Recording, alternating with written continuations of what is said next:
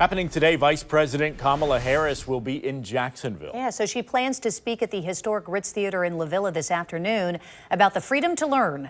News4Jax reporter Aaron Farrar is joining us now live from La Villa. Aaron, this is in response to controversial changes approved just this week by the Florida Board of Education. The vice president plans to address those changes around 3:45 this afternoon right here at the Ritz Theatre and Museum here in La Villa. The standards, which were approved a couple of days ago on Wednesday, would ultimately teach middle school students that some black people benefited from slavery, and the lesson plan goes on to say that slavery ended up providing useful skills for them. Just a few hours ago, the vice president tweeted, "We're fighting back against attempts to gaslight, cover up our history, and rewrite the horrors of slavery. POTUS and I will always stand up for fundamental freedoms, including the freedom to learn and teach America's full history." According to the new education guidelines in Florida, middle school teachers must now teach students about, quote, "the various duties and trades performed by slaves." That includes a note that teachers should always instruct that enslaved people developed skills in some instances for their personal benefit. At the high school level, teachers would instruct high schoolers about, quote, "acts of violence perpetuated against and by African Americans." Having the courage. Vice President Harris was in Indianapolis yesterday speaking at the Delta Sigma Theta Sorority Incorporated's National Convention. That's the second oldest historically black sorority in America.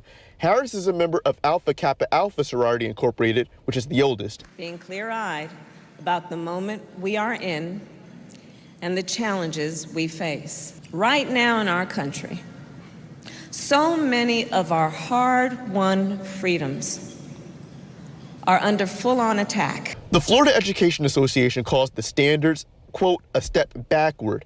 It released a statement saying, "How can our students ever be equipped for the future if they don't have a full, honest picture of where we've come from? They deserve the full truth of American history, the good and the bad." The approval of the new standards comes after Governor DeSantis rejected a new advanced placement course on African American history back in January, saying it, quote, "lacks educational value and is contrary to Florida law." The governor also backed the Stop Woke Act, which prohibited teaching certain concepts related to race.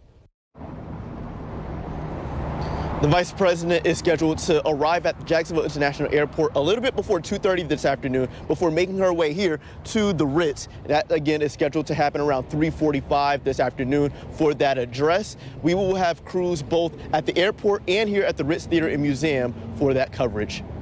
Reporting live in La Villa, I'm Aaron Farrar, Channel 4, the local station.